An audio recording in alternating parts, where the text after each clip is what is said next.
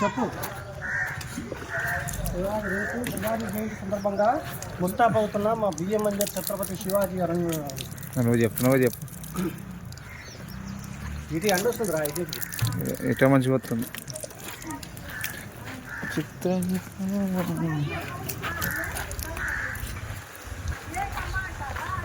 తీసేటప్పుడు చెప్తే నేను చెప్తా. తీస్తూనే ఉన్నా. జై శ్రీరామ్ చెప్పు. స్టార్ట్ చేసా. ఎప్పుడో స్టార్ట్ చేసి. జై భవానీ వీర శివాజీ.